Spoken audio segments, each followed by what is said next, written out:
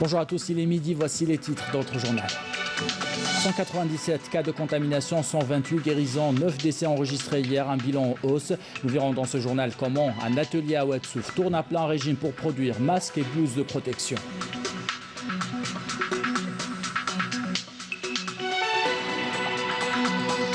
La raffinerie de Siderzine se dote d'une unité de craquage, un site géré par des ingénieurs algériens qui vise à augmenter la production de carburant.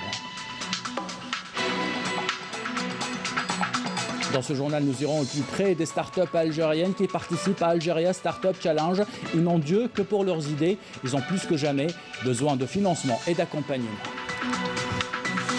Voilà pour les titres. Bienvenue à tous. On entame ce journal par le dernier bilan de la pandémie en Algérie. Un bilan en augmentation. En effet, ce sont 197 cas de contamination, 128 guérisons et 9 décès qui ont été enregistrés hier. On découvre le bilan complet avec le porte-parole du comité scientifique de suivi de l'évolution de la pandémie de coronavirus, le docteur Jamel Fourar. Aujourd'hui, jeudi 25 juin 2020, nous allons vous donner un point de situation sur l'évolution de la pandémie du Covid-19 en Algérie depuis le début de la pandémie à ce jour. Pour ce qui est des principaux indicateurs au cours des 24 dernières heures, nous avons enregistré 197 nouveaux cas, 128 patients guéris, 45 patients en soins intensifs et 9 décès. Avec l'enregistrement de 197 nouveaux cas, le total cumulé des cas à ce jour depuis le début de la pandémie est de 12 445, sachant que 7 wilayas n'ont pas notifié de cas au cours des 24 dernières heures. 34 wilayas ont notifié entre 1 et 5 cas et 7 wilayas ont notifié 6 cas et plus, ce qui nous avons donc un taux d'incidence de 28 cas pour 100 000 habitants, avec 32 wilayas qui sont en dessous de la moyenne nationale et 16 wilayas au-dessus de la moyenne nationale. Pour ce qui est des décès, nous avons malheureusement encore enregistré des nouveaux décès. 9 nouveaux décès ont été enregistrés au cours des 24 dernières heures, portant ainsi le nombre total cumulé de décès à 878. Pour ce qui est de la répartition par âge des décès, 75% des décédés sont âgés de 60 ans et plus, sachant également que sur les 9 décès, 7 ont une comorbidité, diabète ou hypertension, ou les deux à la fois. Pour ce qui est des patients guéris qui ont quitté les établissements hospitaliers, donc à ce jour, leur nombre est de 8 920, dont 128 ont quitté les hôpitaux guéris donc, au cours des 24 dernières heures. Pour ce qui est des patients qui ont bénéficié du traitement selon le protocole thérapeutique en vigueur, leur nombre est de 27 330 patients. Pour ce qui est des patients en soins intensifs, nous avons actuellement 45 personnes hospitalisées en soins intensifs. Et bien sûr, comme toujours, nous rappelons que nous sommes conscients des efforts que chacun d'entre nous doit faire par rapport à cette pandémie. Et nous sommes donc obligés de rester par rapport aux enjeux actuels de la santé, de rester vigilants et de respecter surtout les règles, les mesures d'hygiène, de prévention d'une manière générale et surtout le port du masque obligatoire. Merci de votre attention. Et justement, il faut se rappeler que cette pandémie n'est pas encore derrière nous. Pour se protéger contre ce virus invisible, les initiatives sont multiples. L'exemple ce matin dans un atelier à Oued Souf, les machines tournent à plein régime, masques et blouses sont fabriqués en grande quantité. Reportage Soumia Mzouar, commentaire signé Badia Amarni. Pour lutter contre le coronavirus, les initiatives se multiplient partout à travers le pays. Le cas ici à Oued Souf où ce jeune entrepreneur fabrique des masques protecteurs et différentes tenues pour répondre aux besoins du marché local.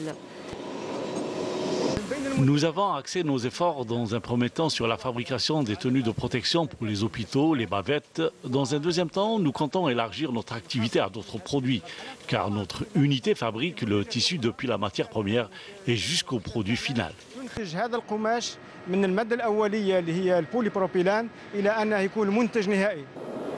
Une véritable mobilisation est à relever au sein de cet atelier. Des couturières sont à pied d'œuvre derrière leurs machines pour coudre ces blouses et masques avec les normes requises. Aux côtés d'elles, ces jeunes qui participent à la fabrication de ces produits, très demandés depuis l'apparition de la Covid-19.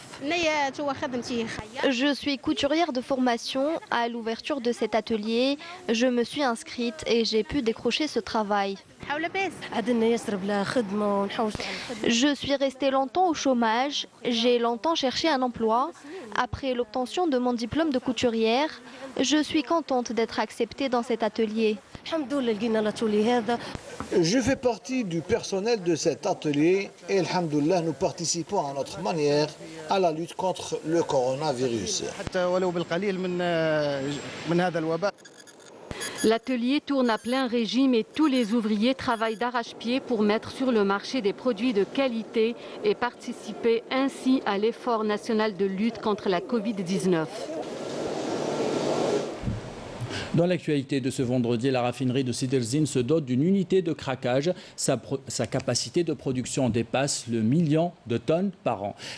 En cette période de confinement, la raffinerie est gérée par des cadres et ingénieurs qui ont dû, vous allez le voir, s'adapter aux nouvelles technologies et modes de gestion intégrés à cette raffinerie. Reportage, voici la Bouchareb, commentaire signé Nakhla Al-Arbi.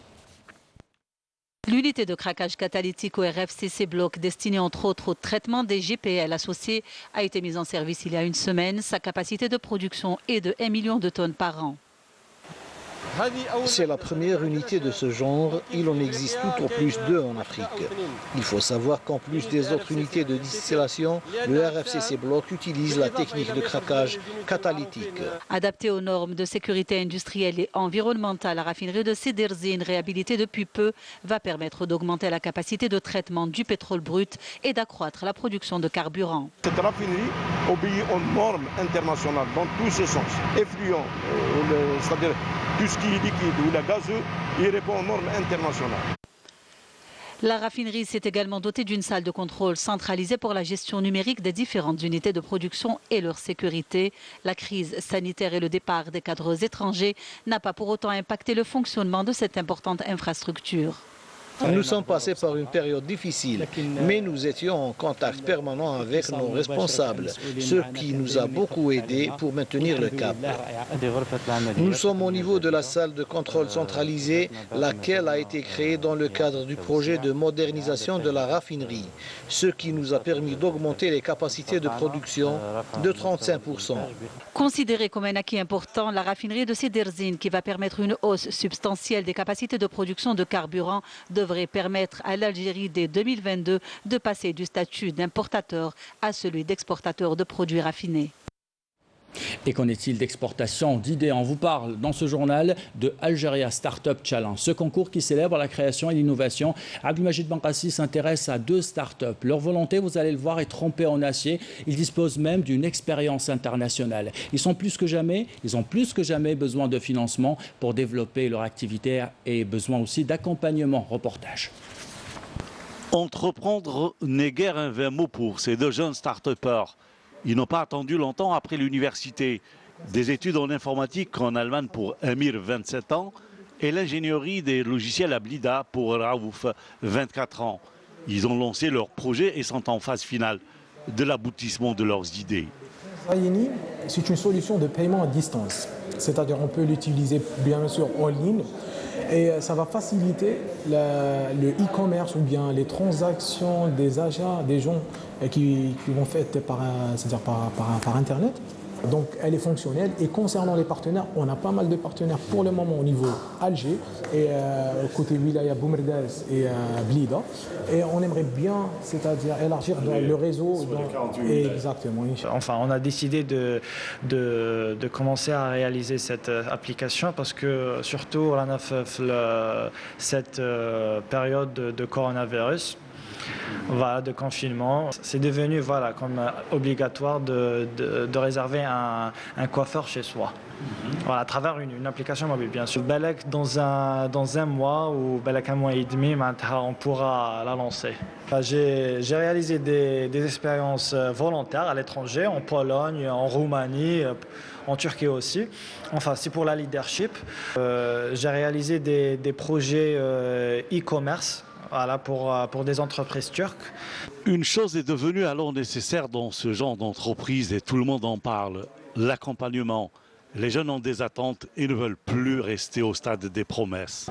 Par exemple, une aide financière Voilà, pour pouvoir faire le marketing de ces projets. On aimerait bien informatiser tout le secteur des services. Voilà, des services surtout, voilà, et surtout services à la demande. Il y a deux trucs. Il y a l'argent et la deuxième des choses, c'est l'orientation. L'accompagnement. Exactement. L'accompagnement, c'est très important. Et on sait bien que les startups sont très fragiles. Très fragile, pourquoi? Parce que s'il y a c'est-à-dire une faille, ou bien on ne va pas dire une faille, on va dire un problème, surtout financièrement, ça va couler l'entreprise. En fait, il y a beaucoup de porteurs de projets qui ont abandonné leur projet ou bien leur idée. En fait, généralement, c'est des projets en stade ideation, alors en stade d'idée. Alors pourquoi ces jeunes-là, ils ont abandonné leur projet? Tout simplement parce qu'il y a un manque de maîtrise de contenu. En plus, il y a un manque de maîtrise sur l'aspect en fait financier et en même temps en fait sur l'aspect faisabilité technique de l'idée ou bien du projet. Alors là, ça crée un besoin d'accompagnement. Ce qui pourrait être vraiment bénéfique pour l'écosystème des startups serait en fait la réglementation. Donc les lois, les textes pour définir ce que c'est une start-up, pour mettre en place des dispositifs d'accompagnement et de financement des start-up. C'est la première en fait condition pour un écosystème propice au développement de ces jeunes entreprises innovantes. Le message est lancé. On ne peut être plus clair.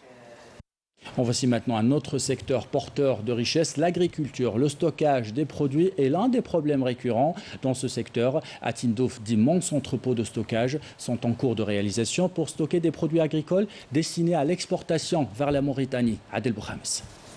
En vue de répondre aux attentes des agriculteurs en matière de stockage des différentes récoltes, des chambres froides verront bientôt le jour à Tindouf. Ce projet, qui est à un stade avancé, permettra également de stocker les produits destinés à l'exportation vers la Mauritanie. L'ouverture des frontières avec la Mauritanie est à même de booster les échanges commerciaux entre les deux pays. Ces entrepôts seront de très grande utilité pour les exportateurs algériens. Ils revêtent également une très grande importance à l'échelle locale. D'une capacité de stockage de 5000 m3, ces chambres froides permettront aussi de réguler le marché local. Cette infrastructure nous permettra de stocker différents produits agricoles et alimentaires et répondra aux attentes des agriculteurs et opérateurs économiques qui pourront ainsi s'investir dans la production, le stockage et la distribution des produits stratégiques. Ce projet, qui a atteint les 75% de son taux de réalisation, devra être réceptionné d'ici la fin du mois d'août prochain. Le tribunal de Blida a prononcé ce matin une peine de 4 ans de prison ferme et une amende de 100 000 dinars à l'encontre de l'ancien directeur général de la Sûreté nationale Abdelghani Hamel et de l'ancien chef de sûreté de la wilaya d'Alger, Nordin Barrajdi. Les deux accusés étaient poursuivis pour abus de fonction pour obtention d'un dû privilège à caractère professionnel. Le tribunal a par ailleurs rejeté la demande de dommages et intérêts de 10 milliards de centimes formulée par l'officier Anzar Saïd, ancien chef de la sûreté urbaine de Kouba, constitué en partie civile. Pour rappel, le procureur de la République près le tribunal de Blida avait requis hier soir 12 ans de prison ferme contre l'ancien directeur général de la Sûreté nationale Abdelghani Hamel et 10 ans de prison ferme contre l'ancien chef de sûreté de la wilaya d'Alger, Nordin Barrajdi. Le procès avait été reporté 5 fois consécutives en raison de la pandémie du Covid-19. Terrorisme pour Washington. Les groupes terroristes sont dans l'incapacité d'opérer en Algérie et ce grâce aux efforts menés par l'armée nationale populaire et les forces de sécurité ayant conduit à l'anéantissement de leur capacité de nuisance, a indiqué le département d'État américain dans un nouveau rapport publié hier. L'Algérie a poursuivi ses efforts importants pour prévenir les activités terroristes à l'intérieur de ses frontières, relève le département de Mike Pompeo dans la nouvelle édition de son rapport annuel sur le terrorisme dans le monde. Le département d'État souligne que le rythme régulier des opérations de balayage menées par l'armée nationale populaire a réduit considérablement les capacités des groupes terroristes à opérer en Algérie. Plus affirmative, la diplomatie américaine estime que l'Algérie demeure un environnement opérationnel difficile pour les groupes terroristes dans la région. Le département d'État précise par ailleurs que l'Algérie et les États-Unis continuent à bâtir à bâtir et renforcer leurs capacités en matière de contre-terrorisme grâce à un dialogue régulier et à l'échange d'expertise technique. L'actualité internationale de ce vendredi est marquée par la faim au Yémen qui frappe les enfants. Aux États-Unis, les manifestations se poursuivent pour dénoncer les violences raciales. Résumé avec Sarah Delbel. Des millions d'enfants au Yémen risquent de se retrouver au bord de la famine en raison de l'énorme manque de financement dans le pays en guerre, d'après l'UNICEF. L'organisation a livré une aide de 461 millions de dollars pour son action humanitaire au Yémen et 53 millions de dollars supplémentaires pour lutter contre la Covid-19 dans ce pays. Pour l'ONU, la crise humanitaire dans ce pays pauvre est la pire au monde. Le nombre d'enfants mal nourris pourrait atteindre 2,4 millions d'ici la fin de l'année, soit une hausse de 20%. Selon l'UNICEF, 3 millions d'enfants et leurs proches pourraient ne plus avoir accès à l'eau au Yémen.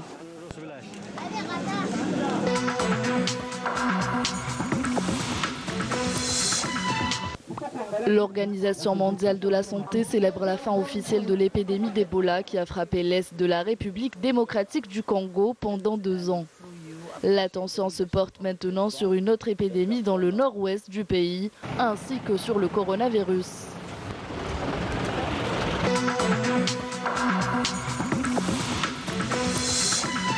La pandémie du nouveau coronavirus a fait près de 484 000 morts dans le monde depuis que la Chine a fait officiellement état de l'apparition de la maladie en décembre. Plus de 9 500 000 personnes ont été officiellement diagnostiquées dans 196 pays et territoires. 4 700 000 sont aujourd'hui considérées comme guéries. Au Mexique, plus de 25 000 personnes sont mortes du Covid-19 et 200 000 autres ont été contaminées depuis le début de la pandémie dans ce pays de 127 millions d'habitants. En Inde, le bilan des décès a dépassé aujourd'hui la barre des 15 000 alors que le nombre des cas infectés est plus de 490 000 personnes. Le gouvernement de Delhi a mobilisé un centre d'isolement et de soins pour les patients contaminés qui pourra accueillir 10 000 lits puisque les hôpitaux de la capitale indienne sont saturés.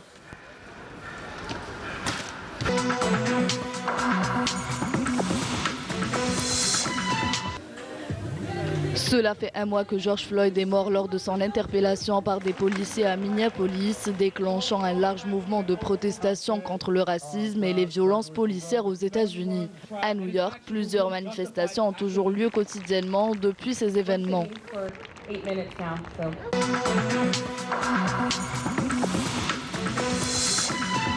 Après la Coupe du Monde 2019 organisée en France et remportée par les États-Unis, le prochain mondial féminin aura lieu en Australie et en Nouvelle-Zélande en 2023. Les joueuses de ces 2 pays réagissent avec joie suite à l'annonce du Conseil de la FIFA. On revient en Algérie pour vous parler de football loin des terrains de foot. À Constantine, la Fédération algérienne de football a honoré l'un des 4 derniers arbitres internationaux de l'Algérie indépendante encore en vie. Mzahi Mohamed a commencé l'arbitrage en 1947. Il est âgé aujourd'hui de 93 ans. Correspondance d'Ismaïl Belqaïdia. Il est le doyen des arbitres algériens. Mzahi Mohamed, âgé de 93 ans, a été honoré par des membres de la Fédération algérienne de football et des jeunes arbitres qui lui ont rendu visite.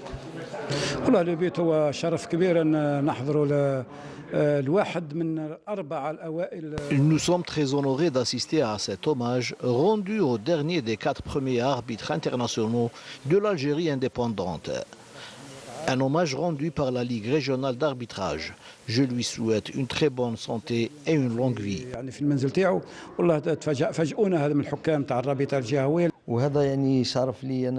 Je suis fier d'être à la tête de la Commission fédérale d'arbitrage et d'être là pour remettre cette carte qui date de 1963 à Ami Mohamed.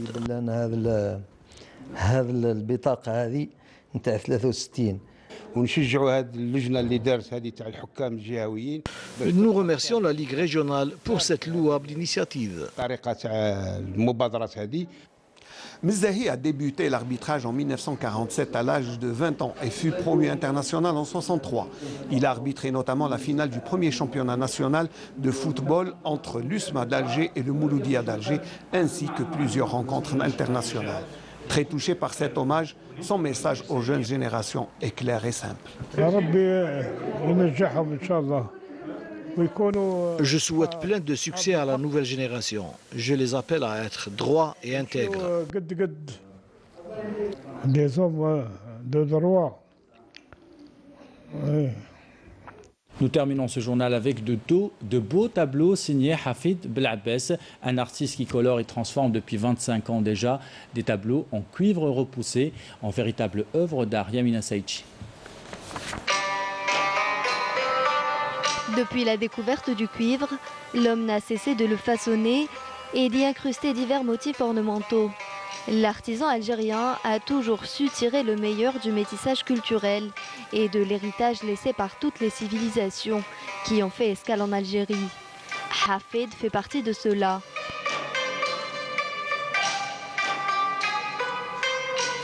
Là, on vous présente par exemple la collection de Berber Spirit. En fait, ça représente toute la symbolique berbère avec l'explication à l'arrière de chaque tableau. Ici, on représente aussi les villes algériennes, telles que la baie d'Alger. En fait, c'est une reprise d'une lithographie d'Alger en 1730. Si on voit par ici aussi, c'est le pont de Sidi Mssit, Santena. En fait, c'est une technique assez classique du cuivre repoussé. Cet artisan a su, avec des techniques mixtes, dompter ce métal précieux, transformant les feuilles de cuivre en véritable œuvre d'art. Il sort des sentiers battus.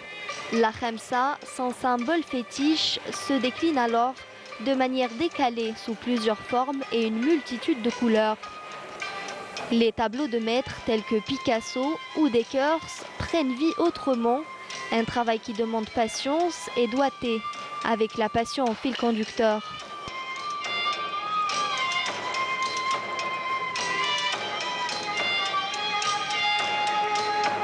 La khamsa, en gros, pour nous, c'est un support graphique. Et on adapte les couleurs et les différents motifs selon la demande des clients. En fait, on essaye de satisfaire la clientèle. Et en même temps, nous, ça nous fait plaisir. Donc, on fait ça avec amour et en fait, c'est une passion. Voilà, c'est plus qu'un travail, c'est une passion pour nous.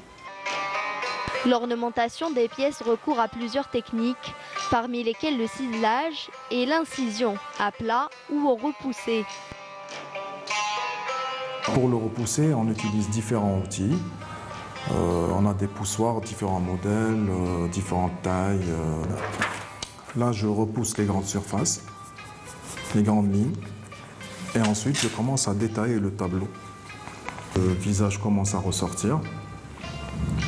La touche de l'artiste, l'encre de Chine pour accentuer le relief de ses œuvres. L'encre de Chine, c'est pour souligner les lignes du tableau, les lignes du personnage, pour le mettre bien en évidence. Une activité artisanale à la fois dans la rétrospective et la modernité, Hafid puise dans le patrimoine algérien, l'adapte, le façonne selon ses inspirations du moment. Il appose sa signature sur le tableau avant de l'ajouter à sa collection.